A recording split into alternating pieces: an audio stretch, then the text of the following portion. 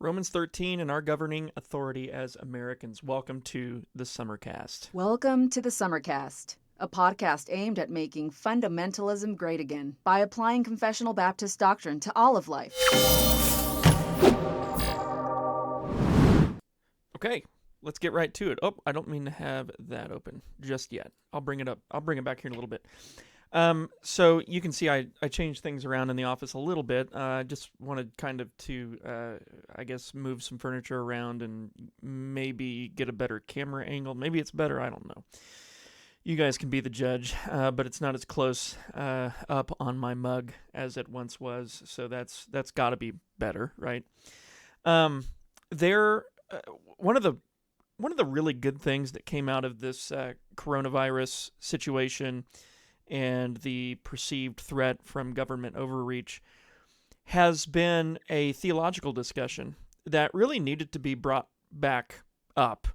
It's a theological discussion that has really underpinned the debate as far as our, how we see, as Christians, how we see the relationship between church and state, especially in the United States, but just throughout church history. What's the church's place in prosecution, for example, of like heretics? What's the church's place or the relationship the church should have with state authorities like emperors, presidents, prime ministers, monarchs? You know, these questions have been debated for a very long time. In fact, you could probably say that it's been debated since the very beginning of the New Testament church. And so it was brought, that same discussion, as old as it is, has been regenerated, in a sense, resurrected, and it was already happening among the theonomists and a lot of the Reformed people with two-kingdom theology. You had some Lutherans like Jordan Cooper getting involved in the discussion of God and government, but the theonomists, the presuppositionalists, these guys have been talking about it for a while now, and they've even had conferences on it. I mean, you think about Cross-Politic. They've been talking about it for a very long time. So there have been Christians talking about this, and rightly so. But with with the advent of the COVID-19 threat, this discussion has become more broad, and more Christians have, whereas they weren't really interested in it before, they've become more interested in it now, because, when liberties are taken for granted, you don't really think that much about them because you take them for granted. But when they're under threat, when it looks like they might go away, or at least be obscured, then people start to care. And that's what has happened now. Now, how is the discussion manifest in these latter days? Well, it's been really, some Christians coming out and standing for their liberties and rights as citizens of the United States and as citizens of their respective state. And then you have other Christians that are saying, well, no, we need to submit to the authorities in this. As Christians, we need to submit to the authorities in this and not take any preemptive action, whether that be protests or revolt or whatever, in the event that the government decides to seize on this opportunity to obstruct the people's liberties and freedoms. As Christians, in other words, we need to be passive in that, and we need to let that happen, and we need to bow, as it were, to our authorities, those who govern us. And the text that they invoke is obviously Romans 13. A lot of people have probably, those who are watching this, have experienced someone appealing to Romans 13 to encourage that kind of pacifism. That's what it is. It's pacifism. And so I want to go to Romans 13 and actually consider Romans 13 kind of in relationship to our situation as American citizens.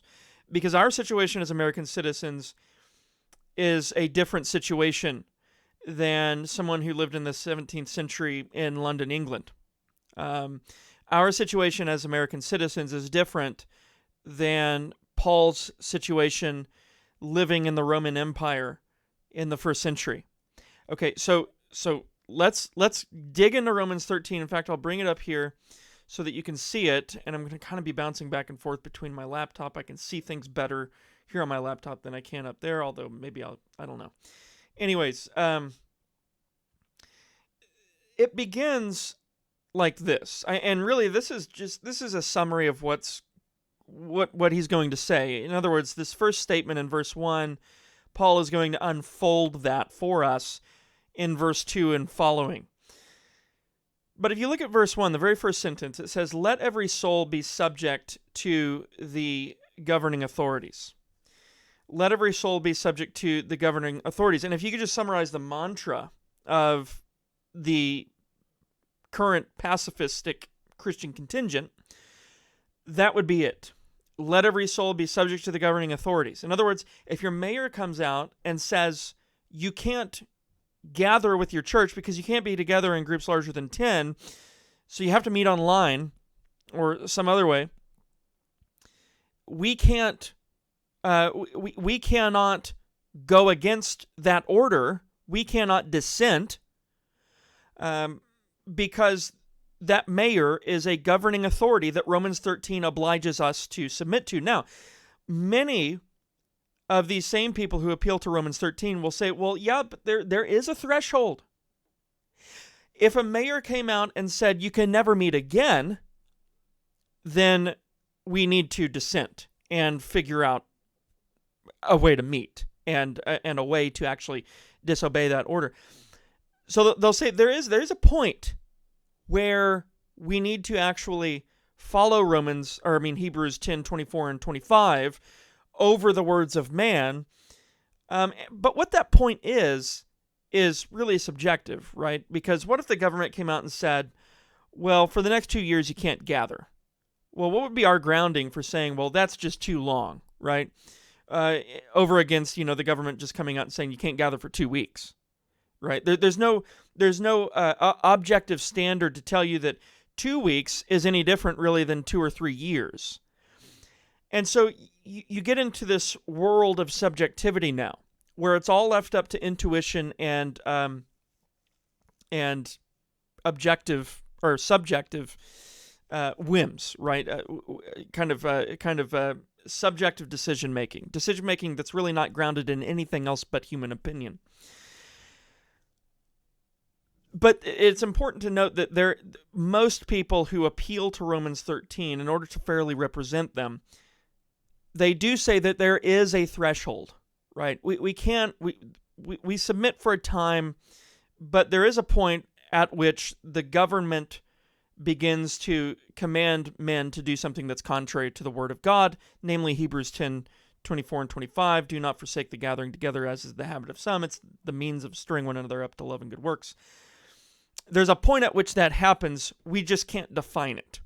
In other words, when we feel like the government is encroaching upon our duty or reasonable service to obey Hebrews 10, 24 and 25, when we feel like the government has done that, then we revolt, then we dissent. But until we feel that that has been done, we are just going to submit to them, right? Never mind all of the exegetical arguments for the Sabbath, against the Sabbath, etc., etc. The point is that those who want to appeal to Romans 13 to say, don't meet for church, don't worry about your liberties because they're just going away for a little while, so submit to the government because Romans 13:1 says to. They make a special exception, right? They'll say submit to the government because of Romans 13, but at some point it goes too far. Now that point is subjective, right? That point is left up to human intuition and opinion and the feels, right? Well, let's consider Romans 13 in terms of our positions as American citizens. What is the principle of authority for our executive branch, our federal executive branch? And I would hope that you would say, well, the principal authority or the principle for the authority of the federal executive branch is the Constitution. And indeed, it's the same for Congress, and that's the legislative branch, and then the judiciary branch, the SCOTUS, right? Supreme Court of the United States. They're all bound by the Constitution. And in fact, they derive their powers, their governing powers, from that document. In other words, that document establishes boundaries for them. That document defines their authority. So the principle of authority for the executive, the legislative, and the judiciary branches of the United States is the Constitution. Now, let's talk about let's then talk about what's the principal authority for individual governors in their states. Well, it's compounded now because it's actually the Constitution plus the state constitution, right? So each state has their own constitution that the governor is obligated to abide by, and that gives that governor specific powers within their state. Now, the Constitution, speaking specifically of the 10th Amendment, remits the powers not given to the Congress. In other words, remits the powers not given to the federal level to the states or to the people. Or to the people. It's not and or, it's not and, it's or. Now, this is all part of the language there in the 10th Amendment and elsewhere in the Constitution, and the very fact that there are a multiplicity of governors that are bound by their own constitutions, right? You have state powers, is all part of the system of checks and balances that have worked to preserve the republic that this country is. Okay? Without those checks and balances, the people being one of them, right? The general population, the American voter being one of those checks and balances. Without those checks and balances, we would not have the country that we have today. And there are many things throughout American history that would not have succeeded if it weren't for that system of checks and balances. And indeed, though our liberties are at risk now, though our freedoms are in jeopardy now because of tyrants, this nation would not have made it as far as it has without that system of checks and balances. So we need to understand that everything in the Constitution of the United States is aimed at preserving the liberties of the people, and it also preserves the Union, okay? And there's a great number of things, a number of benefits that come from the Constitution and the language of the Constitution. So pay very, very careful attention to the language of the Constitution, especially in the 10th Amendment, because what you have there are powers not given, not granted by the Constitution to the federal authorities, that is the federal executive branch, the federal legislative branch, and the federal judicial branch. Those powers not granted to them are remitted to the people or the states or the people. So in the case that the states go rogue, right, and they become tyrants, and they become those who are oppressing the liberties of individual Americans, and you might even say individual municipalities, then now the burden falls onto the people. Now the people have to act. They have a responsibility to act in order to preserve the integrity of both their state constitution and the Constitution of the United States. That being said, and we could get into the weeds of a big legal discussion, which I'm really not qualified to jump into because I'm not an attorney, and there are people watching this who have studied the Constitution much more than I have. If you got nothing out of what I just said, understand that the principle for governing authority in this nation is the Constitution of the United States. Now, going back to Romans 13. Romans 13 is a contextual passage of Scripture. And what I mean by that is it's not subjective, but I'm saying that it applies to people as they live within their respective situations or their respective contexts, right? So when Paul says, let every soul be subject to the governing authorities, he's writing, his words apply to the church at all times and in all ages and in all places, right? So the governing authority for Paul, being Nero, is not the same governing authority for Americans, okay? That's something that has changed. Our situation is different than Paul's situation. He's not telling us to be subject to Nero here, okay? Although if we were under Nero, we would need to be subject to Nero. That's not the case. We are under a different governing authority. We're not under Nero, all right? We're not under the Queen of England. We are under a very special set of circumstances. And in fact, in one sense, because of the language in the Constitution, you can't even say that the people of this nation are under governing authorities other than themselves and the Constitution. Because the officials that are established, the offices that have been established by the Constitution, are filled by individuals who are elected and paid by the people of this country. So they are not Nero. They are not the magistrate of England in the 17th century. They are the employees of the people.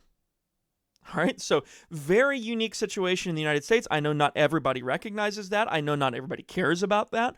But the very fact of the matter is that we are in a very special set of circumstances as Americans, a set of circumstances that really had not been seen in this world until the advent of the American idea. So when Paul says in Romans 13, let every soul be subject to the governing authorities, do not just think that applies to you as you relate to your mayor, or as you relate to your governor, or as you relate to your standing president. That relates to the governing authority of the United States government, which is what? It is the Constitution. Now, the principal authority for the president is the Constitution. The principal authority for the state governors are their constitutions. So they're deriving their power from the Constitution. Those constitutions, and especially the Constitution of the United States, falls back to the people whenever something goes seriously wrong. That's why the 10th Amendment remits power to the states or the people, right? And it's kind of one of those whichever comes first thing. So if the president has gone off the rails and has started making a bunch of tyrannical laws that are unconstitutional, then the states can do something about it. They are lawfully ordered to do something about it by virtue of the Constitution of the United States. Now, let's say there's a breakdown in the authority of the U.S., such that the president and all of the governors of each state are all on the same page, which is a bad deal, by the way. It's good when politicians disagree. And they begin instituting some sort of tyrannical rule. Well, it's the states or the people, right? So at that point, the power to revolt, the power to reclaim the constitutional republic has been vested with the people. Now, it would be immoral for the people to say, well, we're actually just not going to listen to that part of the Constitution. We're not going to serve the Constitution. We're not going to try to preserve our constitutional republic. We're not going to do that. Instead, we're just going to submit to tyrants. That is immoral because, again, the governing authority is the constitutional documentation of this country. It's not the standing elected official who is our employee, right? Who's supposed to be doing our bidding, but oftentimes they don't, right? And so when that happens, and when someone has stepped over the boundaries of the United States Constitution, it's the people's responsibility to make that correction, to get back to a constitutional standard.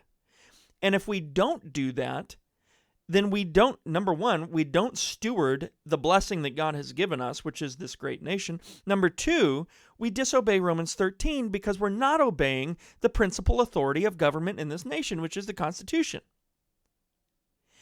And so those who would come out and say, we need to obey our standing elected officials in obedience to Romans 13 are failing to understand that the principal authority in this country in terms of government is not the standing elected official. The people are the employers of those standing elected officials, and the job of those standing elected officials are to preserve the Constitution, right? And when they don't do that, it's the people's job to ensure that a change takes place. And if the people don't do that, then, well, they're denying Romans 13 because they're failing, they're refusing to obey the principal governing authority in this nation. And they're not stewarding the great privilege and gift the Lord has given us in this nation, right? So, when we need to think about this. Pacifism oftentimes leads people to be pacifistic for the sake of passivity, right? In other words, I'm being passive for the sake of passiveness. It's kind of like altruism, where a person might consider giving themselves up for another, and they're only considering doing that for the sake of altruism. It's kind of this circular issue where altruism becomes an idol, or passivity becomes an idol, and we're just passive for the sake of passivity, or we're altruistic for the sake of altruism, right? And that's problematic, because then we're not anchoring our values or our ethics in anything more objective than some foundational principle that's been arbitrarily conceived of in the first place. So when we're considering our role as Americans, we cannot make the mistake of being anachronistic and transposing someone else's situation in history over our own, like that of the Reformers and the post-Reformed. And we can't fail to understand that the authority in this nation's government is not vested in any one person or persons, right? The Constitution was not gold. It was not intentioned to create an aristocracy or an oligarchy. And the reason we avoid allowing for an aristocracy or an oligarchy is if the people do their job by ensuring the governing authority or the principle of that governing authority remains intact, and that those whom we hire through a process of election work to preserve that principle of authority, namely the Constitution. And when they don't, we need to make corrections. We need to fire those people, right? And if we don't do that, then we're not obeying Romans 13, right? So sometimes foregoing revolt can look like not obeying Romans 13.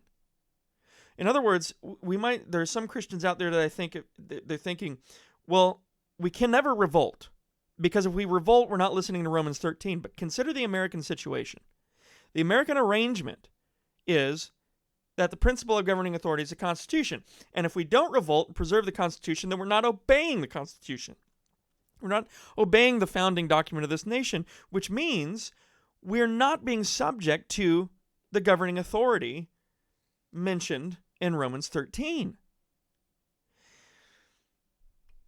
Now, Paul goes on, part B of verse 1, he says, For there is no authority except from God, and the authorities that exist are appointed by God. Now consider that for a moment. When Paul says, because there is no authority, in other words, the reason you're subject to governing authorities, because there's no authority except from God. Which has God given? Did God establish the authority of the Constitution? Did God establish the authority of the Constitution? And if you say yes, then now you're put in this awkward dilemma where you're subjecting yourself to elected officials who are not the Constitution, right? And they're not the end-all be-all of political authority in this nation. They have to answer to the constitutional standard, and they have to answer to the people. That's the structure of this country. So if you say, well, I have to obey this elected official to the exclusion of the Constitution and even to the Scriptures, I would argue, to some extent, in order to remain obedient to Romans 13. But Romans 13 is telling you that all authorities are given by God. But you're refusing to obey one of those authorities, which is the Constitution. This is where partialism ends us up at, right? Partialism ends us up in a lot of bad places. Verse 2, therefore, whoever resists the authority resists the ordinance of God. Now again, is the authority the Constitution or is it our elected official? Well, it's both, but it's in a logical order. It's in a causal logical order because the elected official derives his or her authority from the Constitution. So the Constitution is the end, right? The Constitution is the end of the authority in terms of the government of this nation, right? I'm not talking about ultimate authority. That would be God and His Word. But I'm talking about as in terms of this nation, the Constitution is the principle. That document is where authority terminates. It's the principle. So whoever resists the authority of the Constitution resists the ordinance of God. And those who resist will bring judgment on themselves. So, brothers and sisters, consider that. Does the Constitution have any authority from God? And if you say yes, if you say it does, being a government document, being a legally binding government document, then you have to say we are obligated to obey it, right? And if we are obligated to obey it, and if it comes first before the elected official, it being the principle of their authority, then we, the people, right, are obligated to stand our ground when tyrants present themselves and their wicked policies.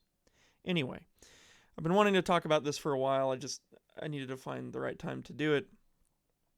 And here we are.